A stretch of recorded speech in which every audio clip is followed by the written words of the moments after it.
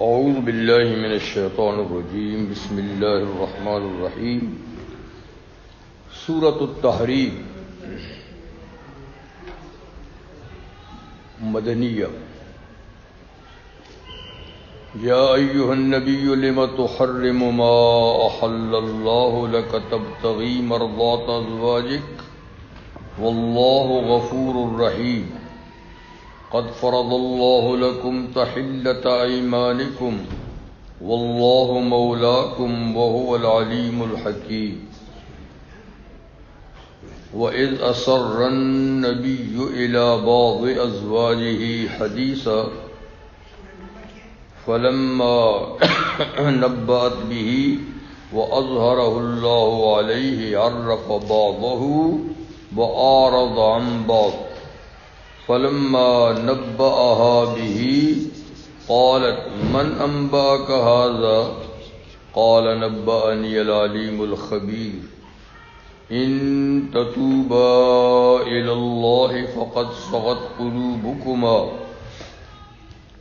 وإن تظاهرا عليه فإن الله هو مولاه وجبريل وصالح المؤمنين والملائكة بعد ذلك ظهير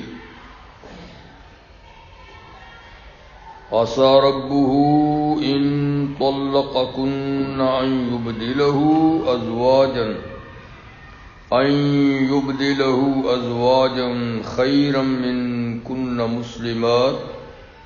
مسلمات مؤمنات قانتات تائبات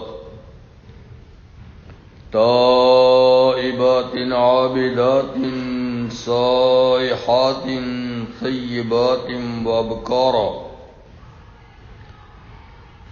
يا أيها الذين آمنوا قوا أنفسكم وأهليكم نارا وقودها الناس والحجارة عليها ملائكة غلاظ شداد لا يعصون الله ما أمرهم ويفعلون ما يؤمرون يا أيها الذين كفروا لا تعتذروا اليوم انما تجزون ما كنتم تعملون صدق اللہ العظیم۔ سورۃ التحریم کی آیت نمبر 1 سے 7 تک آیات آپ کے سامنے بھی تلاوت کی گئی۔ کافی ہمارا بیچ میں وقفہ رہا جو اللہ کو منظور ہوتا ہے وہی ہوتا ہے، ورنہ ابھی تک ہم ختم کے قریب پہنچ گئے ہوتے ہیں، لیکن بہرحال یہ بھی غنیمت ہے کہ اللہ تعالیٰ نے پھر سے موقع دیا اور حاضر ہو گئے۔ تو بہرحال دعا فرمائے کہ اللہ تعالیٰ خیر و عافیت کے ساتھ اب بیچ میں مزید گیپ نہ آئے اور تسلسل سے ہم یہ کام پائے تکمیل تک لے جائیں اور اللہ تعالیٰ اس کو قبول بھی فرمائے۔ تو اس سے پہلے سورۃ الطلاق گزری ہے، یہ سورۃ التحریم ہے اور 28ویں پارے کی آخری سورت ہے۔ سورۃ طلاق جیسے کہ اس کے نام سے ہی معلوم ہو رہا ہے کہ وہ آئلی قوانین سے متعلق ایک سورت تھی، گھریلو قانون سے متعلق، یعنی اس میں آئلی مسائل میں سے طلاق کے عدت کے مسائل اور سکنا یعنی بیوی کے اخراجات، اس کے مکان، خوراک، اس سلسلے کے مسائل تھے۔ تو وہ بھی علیحدگی کی شکل میں، یعنی اگر طلاق کی صورت میں علیحدگی ہو جائے میاں بیوی میں تو کیا صورتحال ہوگی، کیا ان پر ایک دوسرے کے حقوق اب بھی باقی ہیں، کیا کرنا ہے۔ تو طلاق کی صورت میں فطرتاً ایک نفرت سی دل میں پیدا ہوتی ہے۔ اسلام تو اس کی اجازت نہیں دیتا کہ طلاق کی صورت میں نفرت پیدا کرو، بلکہ سورۃ البقرہ میں اللہ تعالیٰ نے فرمایا ہے اگر طلاق دی ہے اور طلاق رجعی دی ہے جس میں واپس لوٹانے کی بھی اجازت ہے، تو وہ جو لمٹ ہے جس کو عدت کہتے ہیں اس کے اندر تمہارا جی چاہے تو بیوی کو پھر بیوی کی حیثیت سے رکھ لو، اور جی چاہے تو نہیں رکھنا چاہتے تو رہنے دو، لیکن دونوں شکلوں میں فرمایا کہ بہتر انداز سے، اس کو نفرت کا دشمنی کا ذریعہ مت بناؤ۔ بس ملاپ تھا تو اللہ کے قانون کے مطابق، اب علاجی ہوگی تو اللہ کے قانون کے مطابق، تو بہرحال لیکن فطرتاً تو نفرت ہو جاتی ہے نا، اگر جس کو ظاہر نہیں کرنا، اس پہ عمل نہیں کرنا۔ اس صورت میں بھی جو بات شروع میں کی جا رہی ہے یہ بھی ایک علاجی کی شکل ہے، لیکن یہ محبت کی علاجگی ہے، وہ نفرت کی علاجگی تھی۔ طلاق نفرت کی علاجگی ہے، اور یہاں جس کا ذکر ہو رہا ہے یہ محبت کی، تعلق کی، حسن تعلق کی علاجگی ہے۔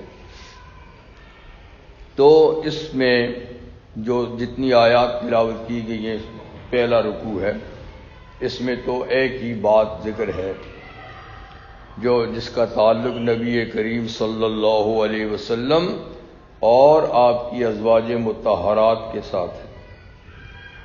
اس کے بعد عام مسلمانوں کو بھی حکم دیا گیا ہے قوا انفسکم وعلیکم نارا، اور پھر جو دوسرا رکوع ہے اس میں توبہ کرنے کا حکم دیا گیا ہے کہ انسان سے غلطیاں ہوتی رہتی ہیں، اور اچھے بھلے انسان سے بھی غلطی ہو جاتی ہے، تو ہر انسان کو اپنی غلطی پر اصرار نہیں کرنا چاہیے بلکہ توبہ کر لینی چاہیے، فوراً اپنا معاملہ ٹھیک کر لینا چاہیے۔ تو توبہ کا ذکر ہوگا، اور اس کے بعد جہاد کا ذکر ہوگا کافروں اور منافقین سے، اور پھر سورت کے آخر میں 4 عورتوں کا اللہ ذکر کریں گے، جو 2 عورتیں اللہ کے ہاں مردود ہیں، مغضوب ہیں، مگر ہیں وہ نبیوں کی بیویاں، اور 2 عورتیں اللہ کے ہاں مقبول ہیں، ایک دشمن خدا کی بیوی ہے اور دوسری جو ہے وہ بہرحال وہ بھی مومنہ خاتون ہیں، صدیقہ ہیں، حضرت عیسیٰ کی والدہ۔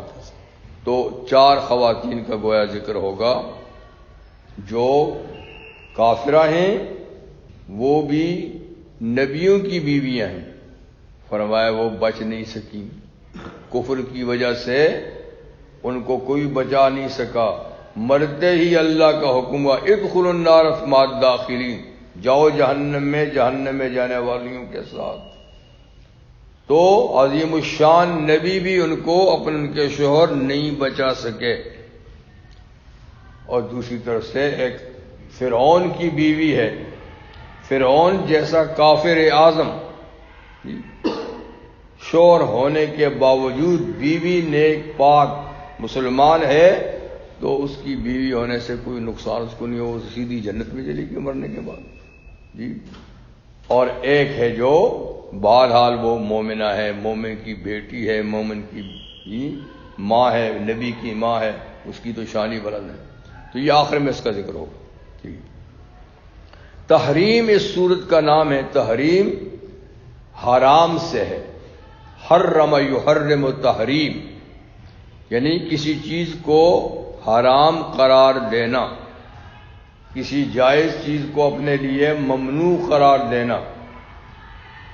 تو ایک ہوتا ہے حرام قرار دینا، یہ کہ عقیدے میں اس کو حرام سمجھنا، ایمان کے لحاظ سے اس کو حرام سمجھنا، جیسے سور حرام ہے، شراب حرام ہے، یا اعمال میں جھوٹ حرام ہے، غیبت حرام ہے، ٹھیک ہے نا۔ اور ایک حرام کا اطلاق ہوتا ہے کہ عقیدے میں تو اس چیز کو آپ حرام نہیں کہتے، حلال ہی اور جائز ہی ہے، لیکن اس کا استعمال اپنے لیے منع کر دیتے ہیں. اس کو استعمال نہیں کروں گا، جیسے حرام کو استعمال نہیں کرتا تو اس کو کسی حلال چیز کو اپنے اوپر ممنوع قرار دینا، اس کو بھی تحریم کہتے ہیں. یہاں اسی قسم کی تحریم کا ذکر ہے، جو ہے تو حلال ہے لیکن اپنے لیے اس کو ممنوع قرار دیا گیا. اس کی یوں ہی مثال سمجھے کہ جیسے بنی اسرائیل پر اونٹ کا گوشت حلال تھا، تورات میں حلال ہے، پر حضرت یعقوب علیہ السلام نے محض اپنے لیے اس کو حرام کر دیا تھا کہ میں نہیں کھاؤں گا. جب انہوں نے کہا کہ میں نہیں کھاؤں گا تو ان کی اولاد نے کہا پھر ہم بھی نہیں کھاتے، بابا جی نہیں کھاتے تو ٹھیک ہے نا. اور جب انہوں نے کہا کہ ہم اولاد نہیں کھاتے، آگے جو ان کی نسل آئی بنی اسرائیل، انہوں نے کہا ہم بھی نہیں کھاتے. تو یہ اونٹ کا گوشت کوئی حرام نہیں ہے، مگر انہوں نے اپنی ایک نظر کی وجہ سے، نظر منت، ان کو عرق النساء کی بیماری تھی تو انہوں نے کہا اللہ نے اگر مجھے اس بیماری سے مجھے شفا دے دی تو میں اپنی پسندیدہ غذا اللہ کی رضا کے لیے چھوڑ دوں گا. اور پسندیدہ غذا کیا تھی؟ یعنی اونٹ کا گوشت اور دودھ. تو جب ان کو شفا ہوئی تو چھوڑ دی. تو یہ نظر مانی تھی، ورنہ وہ چیز تو اپنی جگہ میں حلال ہے.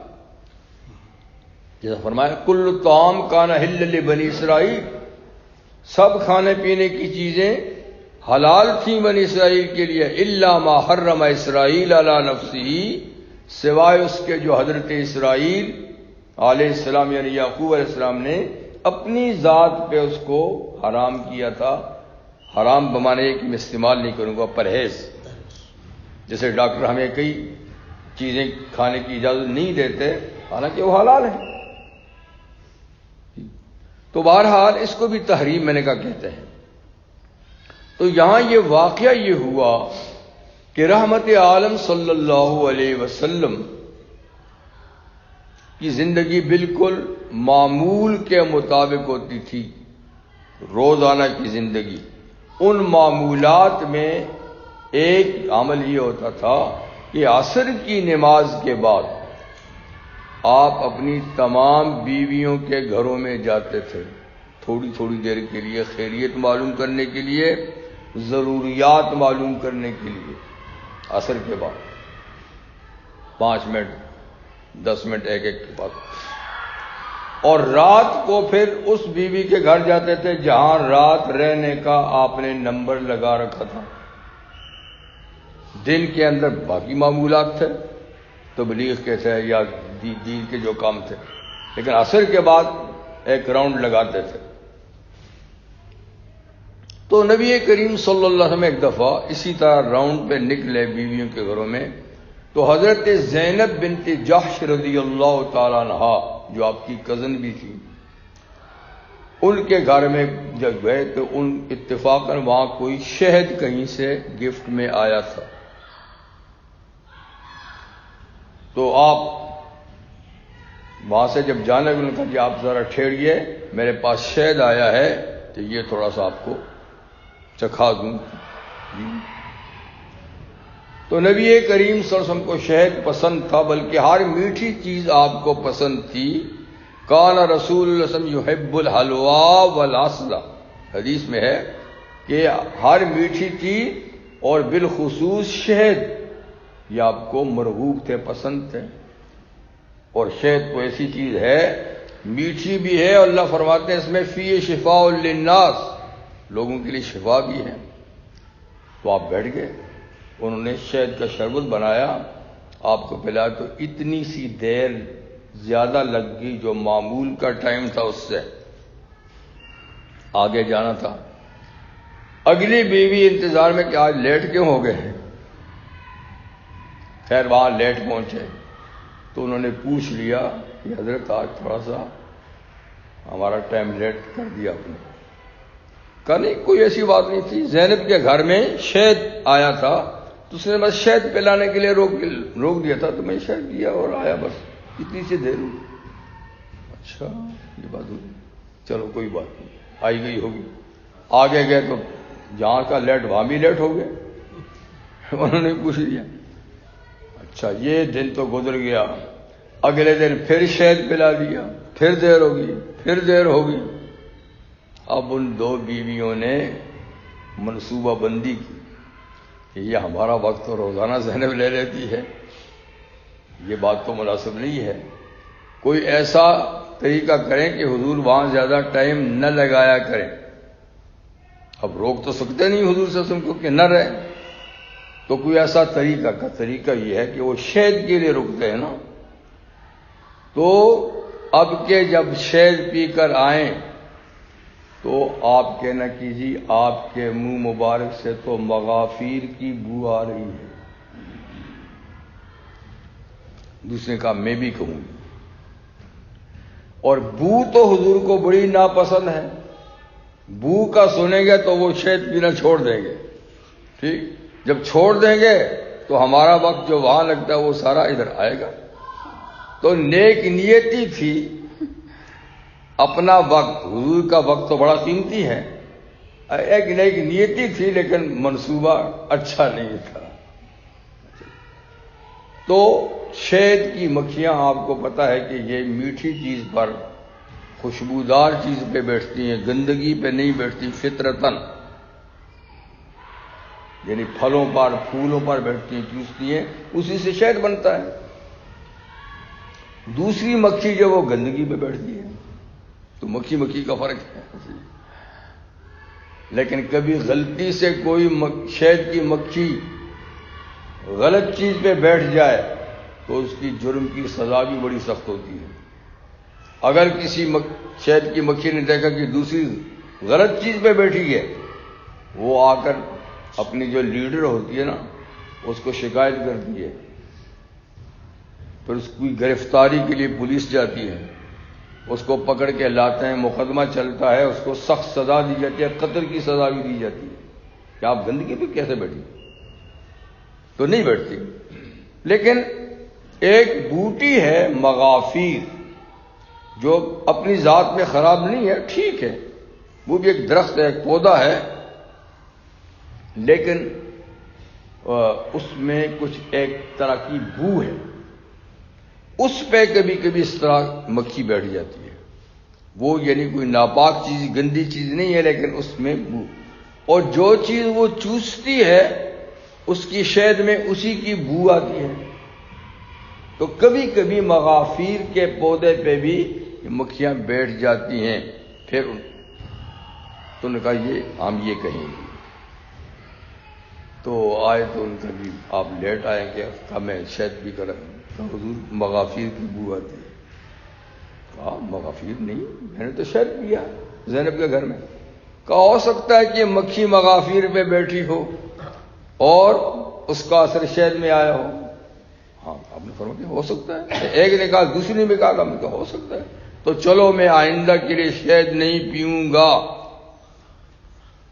اب یہ کوئی حرام کا لفظ نہیں بولا حضور نے کہ مجھ پہ حرام ہے اس کا پینا، بس یہ کہا کہ بس میں نہیں پیوں گا. اگر اس میں یہ چیز بھی ہو سکتی ہے تو میں نہیں پیوں گا. ٹھیک ہے. اب یہ قصہ ہو گیا، حالانکہ مغافیر وغیرہ کچھ نہیں تھا. تو اس پہ اللہ تعالیٰ نے یہ آیت، یہ سورت شروع کی نازل کی کہ آپ ایسا کیوں کرتے ہیں. یا ایھا النبی، اے نبی صلی اللہ علیہ وسلم، لما تحرم ما حل اللہ لک، آپ کیوں اپنے اوپر حرام قرار دیتے ہیں، یعنی ممنوع قرار دیتے ہیں وہ چیز جو اللہ نے آپ کے لیے حلال کی ہے. شہد حلال ہے، اس کا استعمال، آپ کیوں اس کو اپنے لیے حرام یعنی اپنے لیے ممنوع قرار دیتے ہیں؟ ہاں کیوں کرتے ہیں؟ تبتغی مرضات ازواجک، آپ بیویوں کی خوشنودی چاہتے ہیں، ان کو خوش کرنے کے لیے ایک حلال پاکیزہ چیز کا استعمال آپ چھوڑ رہے ہیں. مطلب ہے کہ یہ آپ کی شان سے بعید ہے، آپ کو ایسا نہیں کرنا چاہیے. تو یہ کوئی بہت بڑا واقعہ نہیں ہے، یہ صرف ایک خلاف اولا بات ہے. یعنی ایک بات ہے بہت اعلیٰ، ایک ہے کم اعلیٰ.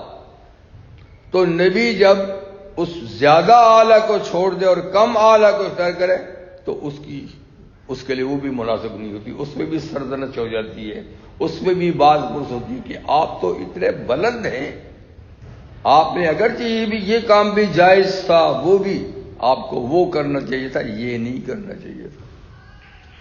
ہم جیسے تو سب کچھ کر لیتے ہیں، کوئی پوچھتا ہی نہیں ہے، لیکن اب ہاں ایسی بات کی بھی سمجھ ہوتی ہے کہ اعلیٰ کرنا چاہیے تھا، آپ نے اس کے مقابلے میں ادنا کیوں کیا ہے؟ مطلب کہ پرہیز کے طور پہ کسی کھانے کو چھوڑ سکتا ہے، مزاج نہیں چاہتا تو آپ کوئی کھانا نہ کھائیں، زندگی بھر نہ کھائیں. حرام اس کو سمجھے نہیں پر نہ کھائیں. تو کتنے لوگ ہیں جو زندگی بھر پرہیز کرتے ہیں کئی چیزوں سے، یہ پھل نہیں کھانا، یہ فروٹ نہیں کھانا، یہ کھانا نہیں کھانا، لیکن حرام کہتے نہیں ہیں تو کوئی بات نہیں ہے. لیکن یہاں یہ بات اللہ کو گوارا نہیں ہوئی کہ اپنے محض بیویوں کو خوش رکھنے کے لیے ایک چیز، ہاں جسمانی لحاظ سے، روحانی لحاظ سے کوئی پرہیز ہوتا تو ایک بات تھی. تو آپ نے ایسا کیوں کیا؟ مطلب کہ آپ نہ کریں. واللہ غفور الرحیم، لیکن اللہ تعالیٰ بخشنے والے مہربان ہے. چلو ہو گیا تو سو ہو گیا، لیکن آپ شہد پینا چھوڑیں نہیں ان کی وجہ سے، دوبارہ اس کو شروع کر دیں.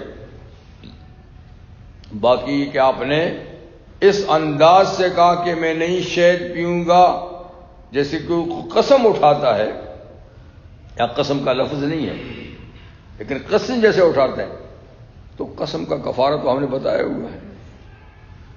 وہ کفارہ ادا کر لیں اور دوبارہ پھر شہد پینا شروع کر دیں.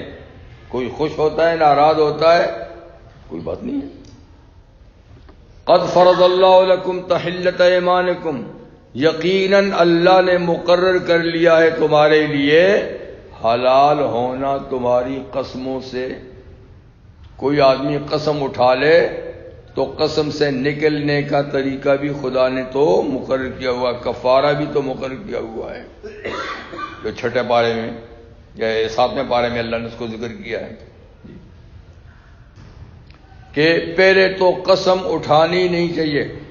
غلط قسم وہ تو ہے ہی گناہ کبیرہ، اس کو تو رہنے دیجیے. جائز قسم بھی اٹھانے کی کوشش مت کیجیے، اچھی بات نہیں ہے، لیکن جائز کام پر اٹھائی جا سکتی ہے قسم، ٹھیک ہے نا.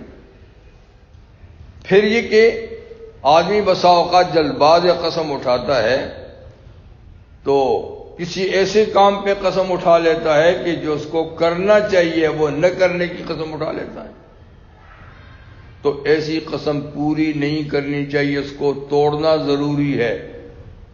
اور توڑنا ضروری ہے تو یہ کہ اس کا پھر کفارہ ادا کریں، اس کو توڑیں اور کفارہ ادا کر دیں. اور اگر وہ کوئی جائز قسم کی قسم ہے تو پھر اس کو پورا کریں، مت توڑیں، ٹھیک ہے. تو ناجائز قسم تو گناہ ہے، اس کا لازمی طور پہ توڑیں، اس کو ختم کریں. جائز کو دیکھیں کہ آپ نے قسم کسی ایسے کام کی تو نہیں اٹھائی کہ جس کو کرنا چاہیے تھا، آپ نے کہا میں نہیں کروں گا. تو دیکھیے قسمیں 3 ہیں. ایک وہ جس پہ کوئی گرفت نہیں، کوئی پکڑ دھکڑ نہیں، وہ جو زبانوں پہ چڑھا ہوا لفظ ہوتا ہے واللہ باللہ تاللہ، یوں ہی کہتے ہیں اللہ کی قسم، اللہ کی قسم، کچھ قسم مقصود نہیں، ٹھیک. تو یہ اس کو کہتے ہیں لغو، اس کو کہتے ہیں یمین لغو، بیکار قسم، اس پہ کوئی پکڑ دھکڑ نہیں ہے. ایک قسم ہے جو گناہ کبیرہ ہے، اس کا کفارہ صرف توبہ ہے، توبہ اور استغفار، اور کوئی مالی یا عملی کفارہ نہیں. یہ جان بوجھ کے جھوٹی قسم اٹھانا، جان بوجھ کے. مثال کے طور پہ سٹی میں بارش نہیں ہوئی ایک آدمی کو پتہ ہے نہیں بھی وہاں سے ہو کر آیا اور یہاں کہتا خدا کی قسم سٹی میں بارش ہوئی ہے، جان بوجھ کے جھوٹ بولا، تو اس کو کہتے ہیں یمین غموس، یعنی اس نے اپنے آپ کو گناہ میں ڈبو دیا، جان بوجھ کے جھوٹی قسم اٹھائی، تو اس کا کفارہ صرف توبہ ہے، توبہ کرے کہ اس نے جھوٹی قسم اٹھائی، جھوٹ پھیلایا۔ تیسری قسم ہے جس کا کفارہ ہے اور وہ ہے منعقدہ، یمین منعقدہ، وہ یہ ہے کہ کسی آئندہ کے کام کے کرنے یا نہ کرنے کی قسم اٹھانا، آئندہ کسی کام کے کرنے کی، یہ کام کروں گا واللہ، اور یا نہ کرنے کی کہ یہ کام نہیں کروں گا، اس کا نام ہے منعقدہ۔ ٹھیک، اس کو اگر جائز قسم ہے تو پوری کرنا چاہیے، ناجائز ہے تو توڑنا ضروری ہے، اور توڑیں اور اس کا کفارہ ادا کر دیں۔ مثال کے طور پر ناجائز کہتے ہیں کہ اللہ کی قسم میں اپنے بھائی سے بات نہیں کروں گا، بھائی سے بات نہیں کروں گا، باپ سے بات نہیں کروں گا، دوست سے بات نہیں کروں گا، یہ تو غلط بات ہے، ان سے بات کرنی ہے۔ یا فلاں آدمی کے ساتھ میں نیکی نہیں کروں گا، بھلائی نہیں کروں گا، اس کی ہیلپ نہیں کروں گا، یہ غلط بات ہے۔ اس قسم کا توڑنا ضروری ہے، توڑ کر اس کا کفارہ ادا کر دیں، بس پورا نہ کریں۔ اور کوئی جائز بات ہے کہ یہ کروں گا یا نہیں کروں گا تو اس کو پورا کر لیں، ٹھیک۔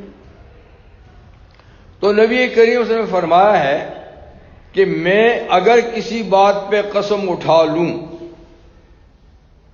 اور پھر دیکھوں کہ یہ قسم جو میں نے اٹھائی ہے اس کے برخلاف کرنا زیادہ بہتر ہے، تو میں اس قسم کو پورا نہیں کرتا، توڑ دیتا ہوں، اس کا کفارہ دے دیتا ہوں، ٹھیک ہے۔ اور حکم بھی یہ کیسے ہی کرنا چاہیے۔ اچھا، تو اب یہاں میں نے کہا قسم کے لفظ نہیں ہے لیکن یہ انداز قسم ہی کا ہے، تو اللہ فرماتا ہے اگر یہ قسم ہی ہے شہد نہ پینے کی تو توڑ دیجئے، اور اس کا ہم نے کفارہ جو مقرر کیا ہے، تو کفارہ کیا ہے قسم کا توڑنے کا؟ غلام آزاد کرنا، ایک غلام آزاد کریں۔ اگر غلام دستیاب ہیں، مارکیٹ میں غلام ہیں اور آپ کے جیب میں پیسے بھی اس کے خریدنے کے لیے ہیں، یا آپ کے گھر میں غلام ہے پہلے سے، تو یہ قسم کا کفارہ اس کو ادا کرنا۔ لیکن غلام نہیں، جیسے آج غلامی کا زمانہ نہیں ہے تو غلام تو نہیں ہے، وہ بات تو ختم ہی ہوگی۔ اب دوسرے نمبر پہ یہ ہے کہ آپ 10 مساکین کو 2 وقت کھانا کھلا دیں، 2 وقت کھانا کھلا دیں۔ کچا کھانا دیں تو 1.25 کلو فی کس، اور پکا کر کھلائیں تو ان کا پیٹ بھر دیں، بس نارمل کھانا جو آپ گھروں میں کھلاتے ہیں خود کھاتے ہیں وہ اسپیشل نہیں۔ یا 10 مساکین کو کپڑا پہنا دیں، اتنا کپڑا یعنی قمیص شلوار جیسے کہ ہوتی ہے، اور یا پھر یہ نہیں تو 3 روزے رکھ لیں متواتر، بیچ میں وقفہ نہ ہو، 3 روزے، یہ قسم کا کفارہ۔ تو فرمایا کہ اللہ نے مقرر کر دیا تمہارے لیے تحلت ایمانکم، تمہاری قسموں سے حلال ہونا، آپ کفارہ دیتے ہیں اور چلتی ہیں۔ واللہ مولاکم، اللہ تمہارا آقا ہے، کارساز ہے، وہو العلیم الحکیم، اور اللہ علم والا اور حکمت والا ہے، وہ سب کچھ جانتا ہے، اور ہر قاعدہ قانون اللہ کا حکمت پر مبنی ہے، یوں ہی قانون نہیں ہے، اللہ کے حکیمانہ قانون ہے سارے کے سارے۔ ایک واقعہ تو یہی ہے اور یہی زیادہ سمجھا جاتا ہے کہ اس کی تفسیر میں، ایک دوسرا واقعہ بھی اس کی تفسیر میں بیان کیا جاتا ہے، ممکن ہے کہ وہ بھی ہو لیکن زیادہ مفسرین اسی قصے کو کہتے ہیں کہ یہ اس کا شان نزول ہے۔ دوسرا واقعہ یہ ہے کہ حضرت حفصہ بنت عمر بن خطاب رضی اللہ عنہ، حضور کی جو بیوی تھی، وہ میکے گئی تھی، ماں باپ کے گھر گئی تھی، رات بھی ادھر ہی رہی، اور اس دن نبی کریم علیہ السلام نے ان کے گھر آنا تھا، رات رہنا تھا، آپ تشریف لائے، وہ گھر میں نہیں تھی، باپ کے گھر گئی ہوئی تھی، تو اب تنہائی ہے، تو حضور نے اپنی شری باندی جو تھی ماریہ قبطیہ رضی اللہ عنہا، جن سے آپ کے بیٹے ابراہیم پیدا ہوئے تھے، ان کو بلا لے کہ ماریہ تم آ جاؤ، یہاں حفصہ تو نہیں ہے گھر میں، آپ آ جائیں، رات یہیں گزار لیں۔ ماریہ آ گئی، رات انہوں نے وہاں گزار لی، صبح کو حضرت حفصہ بھی آ گئی، ان کو پتہ چلا کہ ماریہ میرے گھر میں رات کو آئی ہیں حضور کے پاس، تو عورتوں میں یہ تھوڑی سی رقابت ہوتی ہے، اچھا میرے گھر میں ماریہ آئی ہے، وہ ہے بھی باندھی ہے، تو بڑی ناراض ہوگی حضرت حفصہ، اس کی مجال کیا تھی جو میرے گھر آئی ہے، کیوں آئی تھی؟ بس تھوڑی سی گرما گرمی انہوں نے انتظام کر دی، انہوں نے بڑھتی گرمی کی کیا ضرورت ہے، آئندہ میں ماریہ کے پاس نہیں جاؤں گا، بس یعنی آپ ناراض نہ ہوں، میرے کہنے پہ آ گئی تھی کہ آپ ناراض ہوتی ہیں تو آئندہ کے لیے میں ماریہ کے پاس نہیں جاؤں گا، یہ بھی ایک حلال چیز تھی جس کے لیے ان کا کہ میں آئندہ نہیں جاؤں گا، تو بعض اہل علم کہتے ہیں کہ یہاں اس سے وہ مراد ہے کہ کیوں نہیں جائیں گے، وہ بھی تو آپ کی باندھی ہے، شرعی باندھی ہے، بیوی کی حیثیت ہے، آپ ضرور جائیں، آپ کیوں اس بیوی کو خوش کرنے کے لیے اس کے بعد نہ جانے کی قسم اٹھاتے ہیں؟ تو یہ بھی ہو سکتا ہے کہ وہ واقعہ ہو، لیکن زیادہ یہ شہد والا واقعہ اس کی تفسیر ہے، ٹھیک ہے؟ اچھا، یہ جو دوسرا واقعہ ہوا حضرت ماریہ حضرت حفصہ کا، اور پہلے واقعے میں آپ کو پتہ کہ وہ دو بیویاں ہیں، وہ کون ہیں؟ وہ بھی حضرت حفصہ حضرت عائشہ ہیں، جنہوں نے کہا تھا مغافیر کی بو آتی ہے، تو ان میں ذرا زیادہ دوستانہ تعلقات تھے، اور یہ زیادہ خود کو اہمیت بھی دیتی تھی، اس لیے کہ ایک یار غار کی بیٹی ہے اور ایک جو ہے حضرت عمر ابن خطاب کی بیٹی ہے، دونوں قریشی ہیں، اونچے خاندان کی بھی ہیں، اور پھر ان کے شوہر حضور کے مقرب ترین ساتھی ہیں، تو یہ آپ کو باقی بیویوں کے ہم پلہ نہیں سمجھتی تھی، ذرا تھوڑا سا ان کی دوستانہ تعلق، اس لیے انہوں نے پلان کیا تھا کہ حضور جب آئے نا ہم دونوں کہیں گے کہ مغافیر کی بو آتی ہے، اوروں کو شریک نہیں کیا پیچھے، وہ شاید ایسا نہ کہیں، خیر یہ بات تو ہوگی، تو اب نبی قسم نے کہا کہ بھائی میں نے آئندہ شہد نہیں پیوں گا، یا دوسرا واقعہ تو ماریہ کے پاس نہیں جاؤں گا، تو اگر ماریہ کے پاس نہیں جاؤں گا تو یہ بات صرف حضرت حفصہ سے کہی، ٹھیک ہے نا، لیکن حفصہ آپ یہ بات راز کی کسی کو بتانا نہیں، یہ بھی کہا، ورنہ اس کی دل شکنی ہوگی، اس کی دل شکنی ہوگی، تو لہذا بتانا نہیں ہے، تجھے بتاتا ہوں کہ آئندہ نہیں جاؤں گا۔ شہد کی بات ہے تو دونوں سے کہا تھا کہ دیکھو میں زینب کے گھر شہد نہیں پیوں گا، لیکن یہ بات کسی کو بتانا نہیں، ورنہ زینب کی دل شکنی ہوگی، دل ٹوٹے گا۔ بولے ٹھیک ہے، لیکن کہاں بات رہتی ہے عورتوں میں، تو بات نکل گئی، تو حضور نے پوچھا کہ اچھا بات نکل گئی، میں نے تاکید سے کہا تھا کہ بات بتانی نہیں ہے۔ وَإِذْ أَسَرَّ النَّبِيُّ إِلَىٰ بَعْضِ أَزْوَاجِهِ حَدِيثًا، اور جب چپکے سے نبی کریم علیہ السلام نے اپنی بعض بیویوں میں سے بیوی کو ایک بات کہی کہ یہ راز رہے، اس کو کسی کو بتانا نہیں، فَلَمَّا نَبَّأَتْ بِهِ، جب اس بیوی نے وہ راز کی بات آگے چلا دی، جب چلا دی تو وہ اظہرہ اللہ علیہ، اللہ نے وہ بات حضور کو وحی کر کے بتا دی کہ راز آپ کا فاش ہو گیا، آپ کا راز فاش ہو گیا۔ اچھا،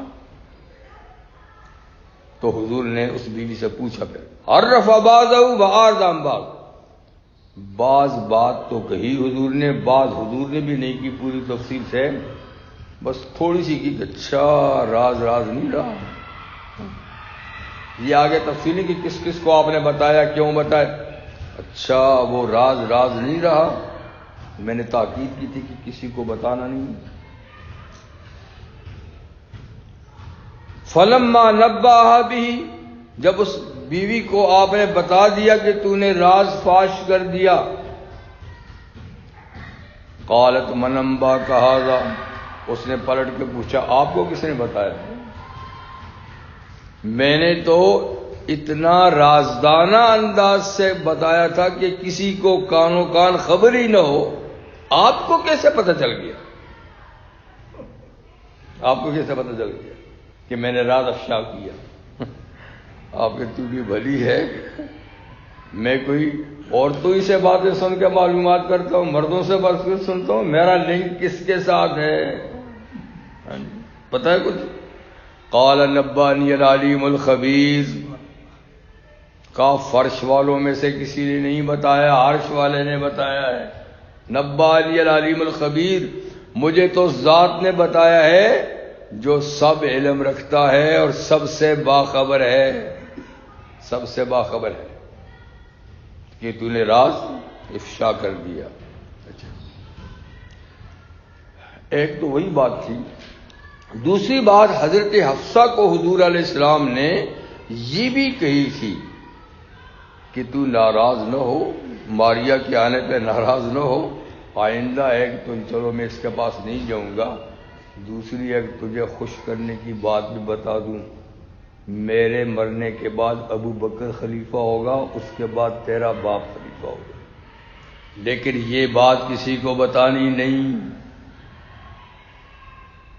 یہ راز کی بات بھی ان کو بتائی، یعنی ایک طرف آپ ناراض ہوں کہ آپ کے بستر پہ کیوں آئی ہے وہ، آپ کے گھر میں وہ کیوں آئی ہے، ٹھیک ہے، چلو نہیں آئی گئی ہوگی اور آئندہ کے لیے میں نہیں جاؤں گا اس کے پاس، یا وہ میرے پاس نہیں آئے گی، لیکن تجھے ایک اور خوشی کی بات بھی بتاتا ہوں جس سے تمہارا یہ سارا غم ختم ہی ہو جائے گا، اور وہ خوشی کی بات یہ ہے کہ میرے بعد بالترتیب خلافت تم دونوں کے باپوں کو ملے گی، لیکن یہ راز ہے، راز کسی کو بتانا نہیں۔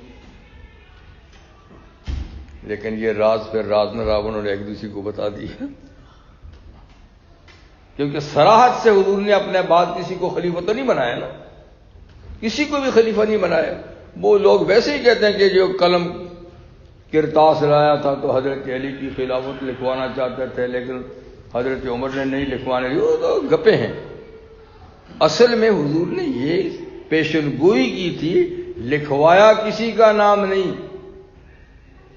لکھوایا کسی کا نام نہیں، اس لیے کہ آپ نے لکھوانا چاہا بھی تھا کہ ابو بکر کا نام لکھوا دوں، پھر آپ نے کہا کہ لکھوانے کی کیا ضرورت ہے، مسلمان ابو بکر کے علاوہ کسی کو خلیفہ بنائیں گے ہی نہیں، اس لیے لکھوانے کی ضرورت نہیں۔ تو پیشن گوئی کر دی کہ پہلا عائشہ کا باپ ہوگا خلیفہ، پھر حفصہ تیرا باپ خلیفہ ہوگا، لیکن یہ کسی کو بتانا نہیں۔ خیر وہ راز افشا ہو گیا۔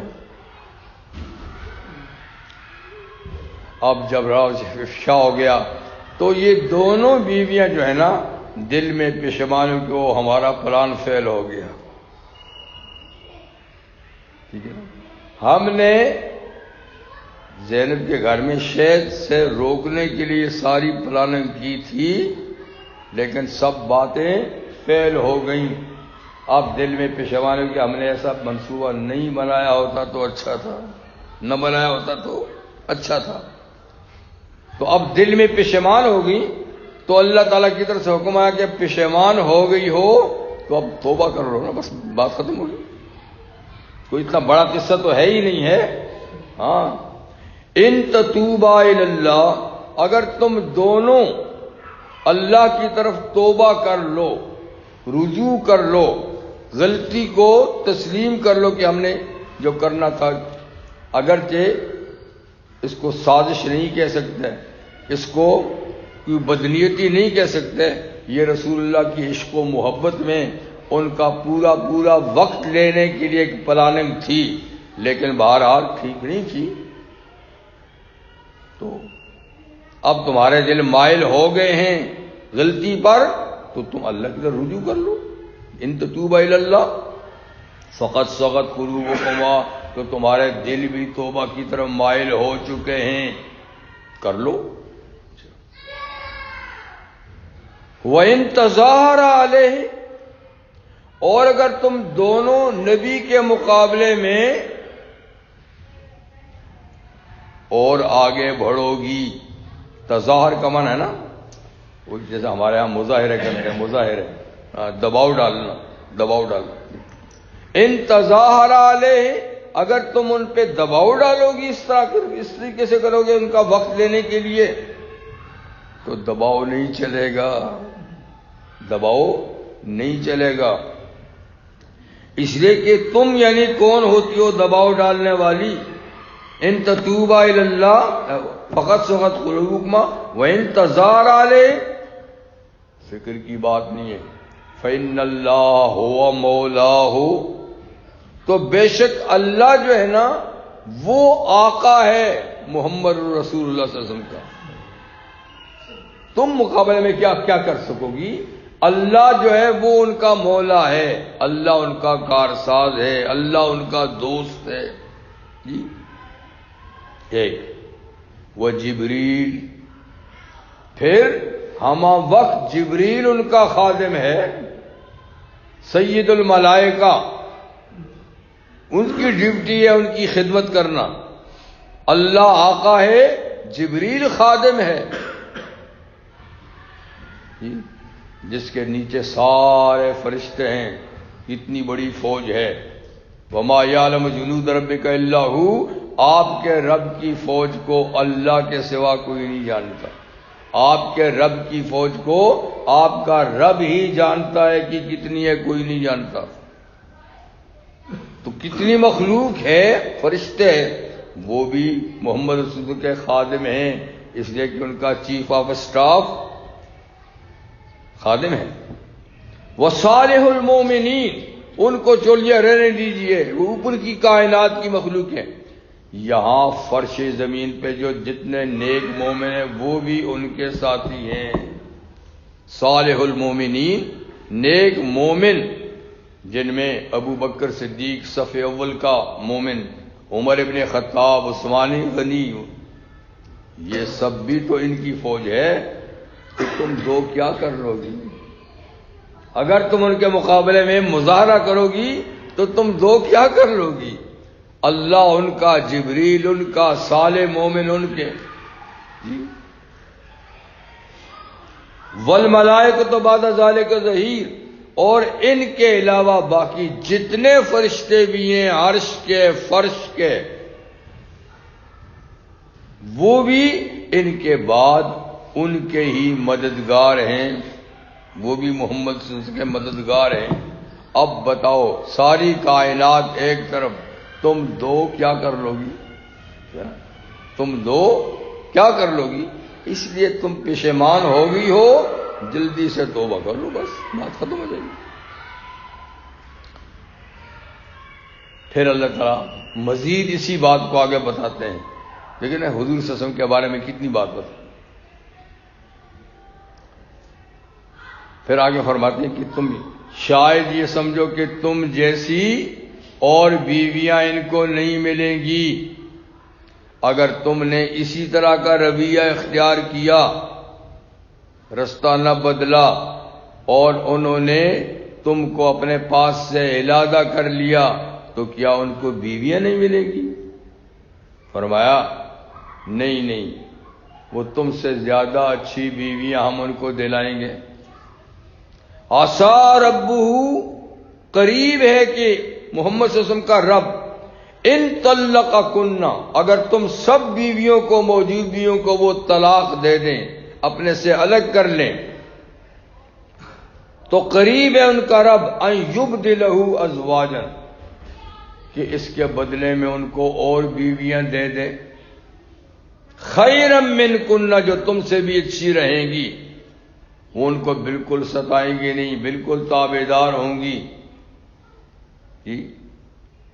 اور ان بیویوں کی صفات یہ ہیں، ان کی صفات یہ ہیں، مسلمات، ایک تو یہ کہ مکمل تابعدار ہوں گی، ذرا بھی تابعداری سے ادھر ادھر ہٹیں گی نہیں، مومنات، پکے ایماندار ہوں گی، پکی ایماندار، ان کے ایمان میں کوئی شک و شبہ نہیں ہوگا، قانتات، اور لمبی لمبی نمازیں پڑھنے والی ہوں گی، قنوت دعا کو بھی کہتے ہیں اور قنوت لمبے قیام کو بھی کہتے ہیں، مطلب کہ وہ اللہ کی عبادت میں دیر دیر تک کھڑی رہنے والیاں، نماز پڑھنے والیاں ہوں گی، تائبات، اور اللہ کی طرف رجوع کرنے والی ہوں گی، توبہ کرنے والیاں ہوں گی،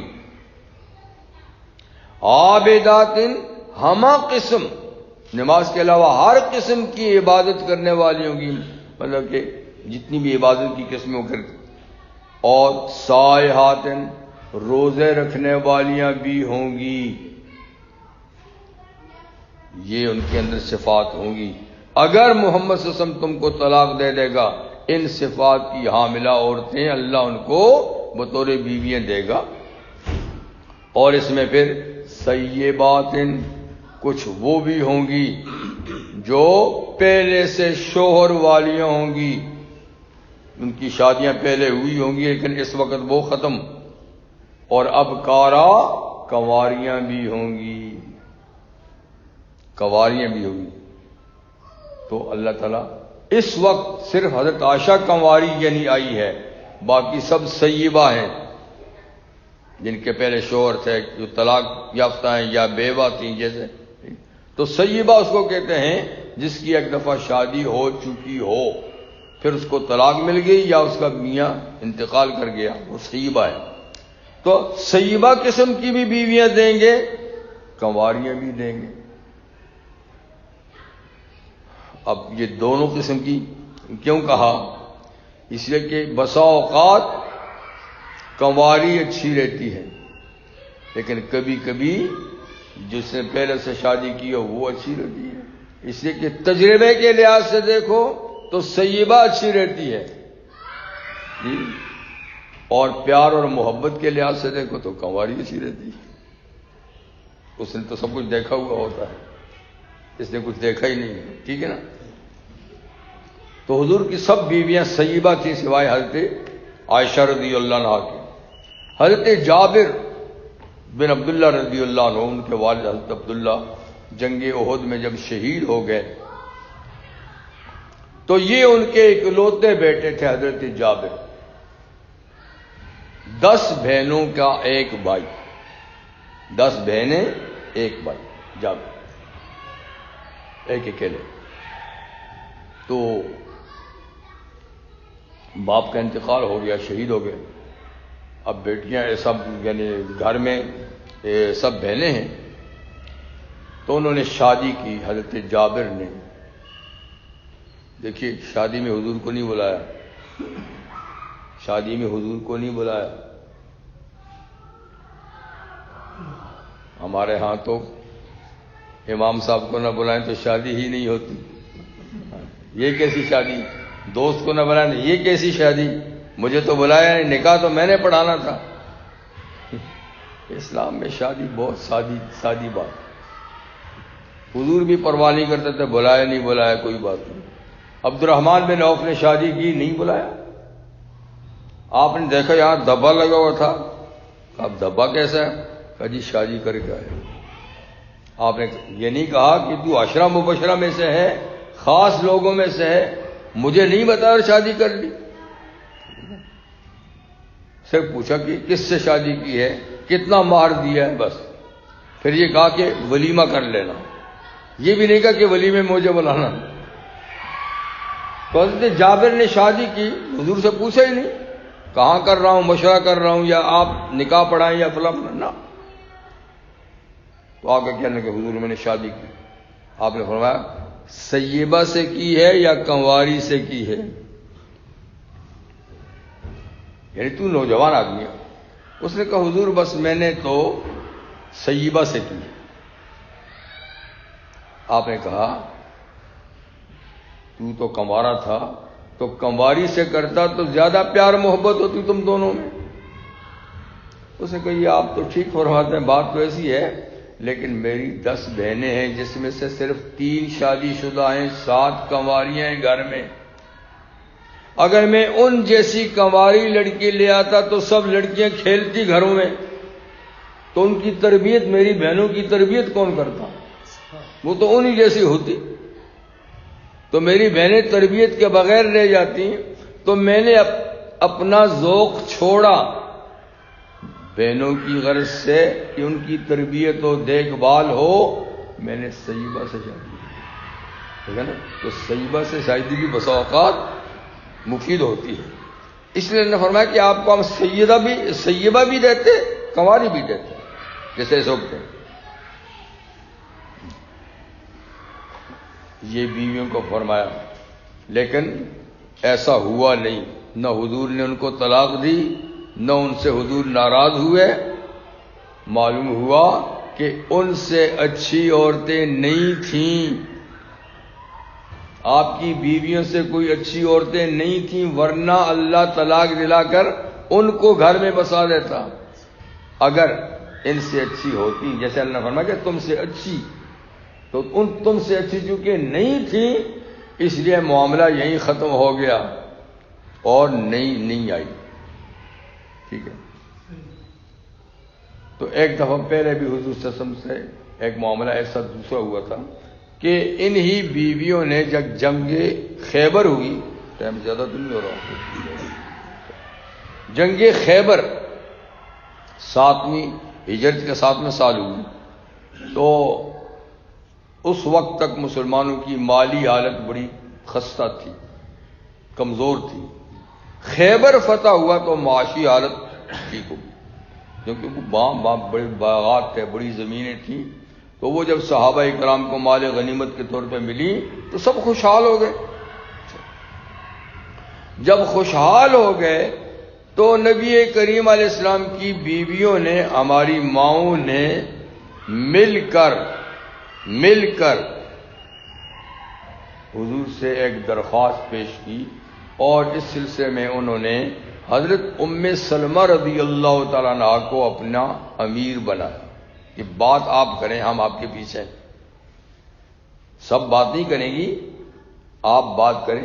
وہ بہت سمجھدار اور وہ بھی صحیح بات تھی، بیٹھنے والی تھی، لیکن وہ بات کرنے کی بڑا سلیقہ رکھتی تھی. کہ آپ ہماری طرف سے پیشکش حضور سے کریں کہ اب تک ہم نے تو آپ سے کچھ بھی مطالبہ نہیں کیا، ملا نہ ملا، کھانا ملا نہ ملا، بھوکے رہے، جو بھی اس کے حالات ایسے ہیں. اب تو ماشاءاللہ خیبر فتح ہو گیا ہے اور سب مسلمانوں کے گھروں میں خوشحالی آ گئی ہے، آپ کا بھی کافی سارا حصہ ہے خیبر میں، تو اب ذرا ہمارا وظیفہ بڑھا دیجیے. اب ہمارا وظیفہ ہمارے لیے، ویسے بھی خیبر کے فتح ہونے کے بعد اس سب نے بیویوں کے لیے کافی کچھ کر لیا تھا. سال کا خرچہ اکٹھا ہی کھجوریں ہر ایک کو دے دیتے تھے. لیکن وہ بھی ماشاءاللہ ایسی سخی تھی کہ چند دنوں کے بعد تقسیم ہو جاتا سب کچھ. لیکن آپ سالانہ خرچہ، اس سے پہلے کبھی سالانہ نہیں دیتے تھے، ہوتے ہی نہیں سر. اب سال کا خرچہ ہر بیوی کو جتنی بھی کھجوریں ہوتی تھی وہ دیتے تھے. ایک اونٹنی دودھ کی بھی ہر بیوی کو دے رکھی تھی آپ نے. تو خیر انہوں نے مطالبہ کیا کہ ذرا کچھ زیادہ ہو جائے. یہ مطالبہ شان رسالت کے مطابق نہیں تھا. جب یہ مطالبہ آیا تو اللہ تعالیٰ کی طرف سے سورہ احزاب میں آیتیں گزر چکی ہیں کہ آپ کہ نبی آپ اپنی بیویوں کو بلا کر کہہ دیں دنیا چاہتی ہو یا مجھے چاہتی ہو؟ دنیا چاہتی ہو تو جتنا مجھ سے ہو سکے گا تمہاری خدمت کروں گا، دے دلا دوں گا اور تمہیں اچھے طریقے سے رخصت کر دوں گا گھروں میں، اگر تم دنیا چاہتی ہو۔ اور اگر تم مجھے چاہتی ہو تو یہ مطالبے نہیں کرو۔ اور پھر حضور نے فرمایا کہ جلدی سے جواب مت دو، سوچ سمجھ کے جواب دینا۔ بالخصوص حضرت عائشہ سے کہا، عائشہ جواب دینے میں جلدی نہیں، پہلے ماں باپ سے مشورہ بھی کر لینا کہ میری طرف سے 2 باتیں، اسی حال میں راضی ہو فبیہا، نہیں کچھ اور مطالبے ہیں تمہارے دنیا کے تو پھر تم کو میں جتنا دے سکتا ہوں وہ ابھی دے دوں گا اور رخصت کر دوں گا، تم جان تمہارے کام جانا۔ تو حضرت عائشہ نے اسی وقت کہا کہ حضور آپ کے بارے میں ماں باپ سے مشورہ کروں گی؟ میں لعنت بھیجتی ہوں دنیا پر، مجھے آپ چاہیے، بس کوئی مطالبہ نہیں۔ جب انہوں نے یہ کہا تو سب نے وہی جواب دیا جو حضرت عائشہ نے جواب دیا تھا کہ ہمیں دنیا نہیں چاہیے، آپ چاہیے، آپ چاہیے۔ تو خیر اس مطالبے پر، یہ جو مطالبہ تھا نا کہ کچھ زیادہ ہو، حضور نے بیویوں سے ایلا کیا تھا، یعنی یہاں بھی قسم اٹھائی تھی کہ تم مجھ سے یہ مطالبہ کرتی ہو، مطالبہ ناجائز نہیں ہے، جائز ہے۔ میاں کے حالات اچھے ہیں تو بیوی مطالبہ کر سکتی ہے اپنے اس کے لیے، مطالبہ جائز ہے، لیکن میں نبی ہوں، میری پوزیشن عام شوہروں والی نہیں ہے، مجھ سے نہیں کر سکتی، اور بیوی شوہر سے کر سکتی ہے، اس کی آمدنی اچھی ہے، خوشحال ہے، ٹھیک ہے۔ تو تم نے مجھ سے مطالبہ کیا ہے، تو آپ نے 1 مہینے بیویوں کے پاس نہ جانے کی قسم اٹھائی تھی، اس کو ایلا کہتے ہیں۔ اور آپ گھر سے مسجد میں چلے گئے تھے، مسجد میں اوپر ایک چھوٹا سا کمرہ تھا اس طرح، وہاں جا کر آپ مہینہ بھر رہے، گھر آئے نہیں کسی کا، کہ کیسا مطالبہ کیا تم نے؟ تو ایک وہ واقعہ ہوا، ایک یہ واقعہ ہوا، یہ بھی قسم کا، وہ بھی قسم کا تھا۔ وہاں بھی پھر مہینے کے بعد آپ اتر آئے تھے کہ میں نے تو مہینے کی قسم اٹھائی تھی، پورا ہو گیا۔ مولانا عشاء کی نماز 6:34 پہ، تب تک اس کے بعد نماز 34 منٹ میں 6:34۔ تو ٹھیک ہے، اب یہ 2 ہماری رہتی بھی ہے۔ یہ تو اب تک جو پڑھ دی تو ایک واقعہ یا 2 واقعہ یا جو بھی تھے وہ آتے۔ اب اس کے اوپر یہ بھی تھا نا کہ ان تتوبہ، تو اگر تم دونوں توبہ کر لو تو توبہ کی بات تھی جی، اور ابھی آگے توبہ کی بات تو آگے آئے گی پھر مستقل سب کے لیے، وہاں تو 2 بیویوں سے کہا تھا، آگے سب کے لیے توبہ کی، وہ تو اگلے پروگرام میں شاید آ جائے گی۔ ابھی یہاں پر ایک حکم ہے جو سب مسلمانوں کو دیا جا رہا ہے، یعنی یہ یہاں نبی کی بات نہیں ہے، صرف سب کے لیے۔ وہ یہ ہے کہ اللہ تعالیٰ نے ہر آدمی کو ذمہ دار ٹھہرایا ہے، اور پیغمبر کریم صلی اللہ علیہ وسلم نے بھی یہ بات ارشاد فرمایا کہ الا کلکم راعٍ وکلکم مسئول عن رعیتہ، یاد رکھو تم میں سے ہر آدمی نگران ہے۔ نگران جانتے ہیں نا، دیکھ بھال کرنے والا، ذمہ دار۔ تم میں سے ہر آدمی ذمہ دار ہے، اور اس سے اس کی رعیت کے بارے میں پوچھا جائے گا، اس کے زیر نگرانی لوگوں کے بارے میں اس سے پوچھا جائے گا کہ ان کی تربیت کی یا نہیں کی تھی تو نے، ان کو راہ راست پہ لگایا یا نہیں لگایا تھا تو نے، تو ان کا ذمہ دار تھا، تو ان کا بڑا تھا۔